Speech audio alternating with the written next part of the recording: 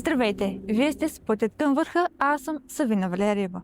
И днес ще ви срещнем с Стефан Статев. Роденият през 2003 година, футболист играе като нападател, а понякога и ляво крило. През есента бе част от състава на Дунав Русе, а в началото на 2026 премина в тима на Фратрия. Стефан е юноша на Спартак Варна. След това преминава в Академията на Лудогорец.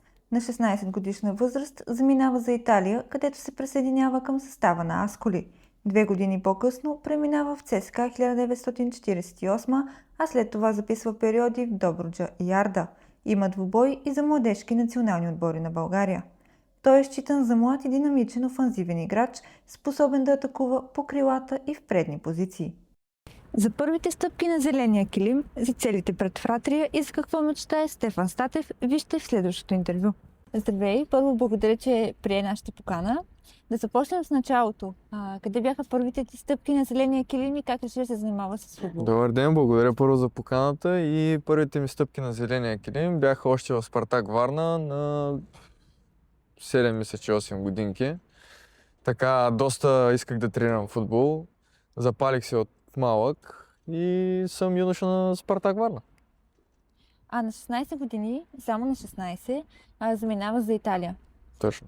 Как те приеха в тима на Асколи и каква е разликата в футбола в Италия и в България? Имах, така да кажа, късмета, че заминах на 16 години. В чужбина сам бих казал, че така доста добре ме прие самия клуб като цяло. Хората в клуба също така бих казал, че ме бяха подкрепили.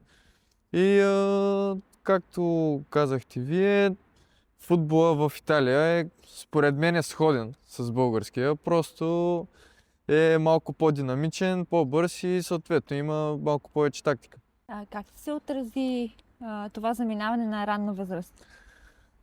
Със сигурност беше трудно. Беше голяма стъпка за мене, понеже на 16 години сам в чужда държава, без мама и тати, дето се казва, е доста трудно, но смятам, че в смисъл такъв издържах психически, чувствах се супер, щастлив, просто беше кофти момент, че тогава се случи и COVID и малко се пообърка нещата. Кое е най-силното ти качество, с което изпъкваш пред противников играч?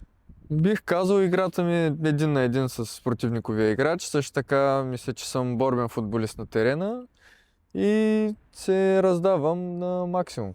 Имаш ли свой идол? Имам, разбира се, това е всемогъщия Кристиано Роналдо, така да го кажем. За мен той е един от, може би, най-добрия за всички времена, понеже е характера, който на мен лично ми харесва. Смятам, че това е, за да имаш такъв характер, трябва да си просто феноменален. Кой е любимият ти отбор? Любимият ми отбор бих казал Манчестър Сити. Защо? Понеже харесвам много самия им футбол, как играят, също така харесвам доста и Пеп Гвардиола като треньор. Понеже смятам, че всеки има какво да научи от този така велик човек. Какъв е Стефан Статев извън терена? Извън терена Стефан Статев е, мисля, че на първо място добър човек. Старае се да е добър, да прави винаги добро. Също така е доста трудолюбив човек, обичащ човек и най-важното забавен.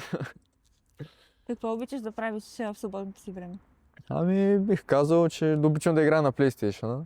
Също така обичам да ходя на фитнес, да се възстановявам след тежък матч или тежка тренировка и общо взето да се виждам с приятели, да си релаксирам.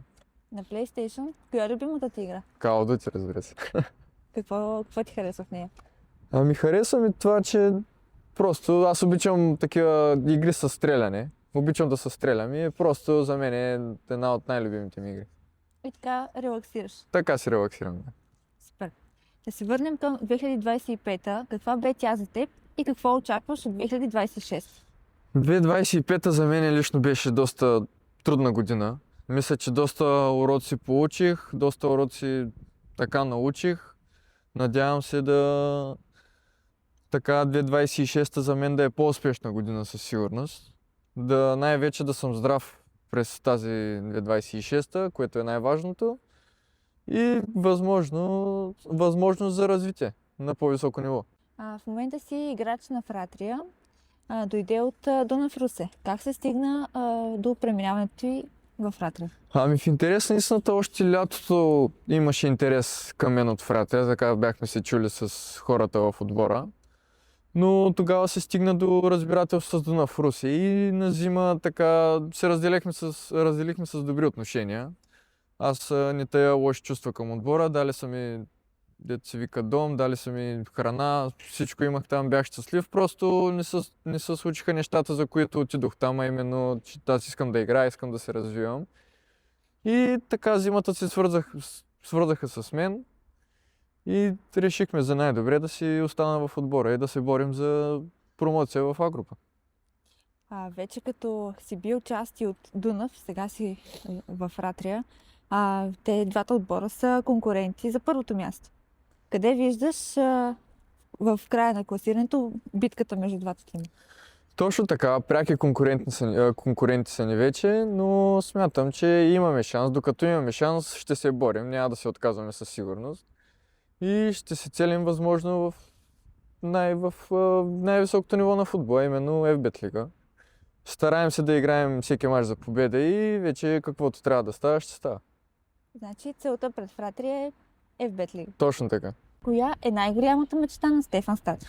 Най-голямата мечта на Стефан Статев е първо да се развие максимално в футбола, да бъде жив и здрав също така, да среща само правилните хора, добрите хора и да продължи развитието си на по-добро място съответно. Пожелавам на всички да са живи и здрави, без контузии за гледащите и се надявам да имате само хубави моменти. Историята на Стефан Статев не е просто футболна кариера. Тя е урок за дисциплина, постоянство и вяра в собствените възможности.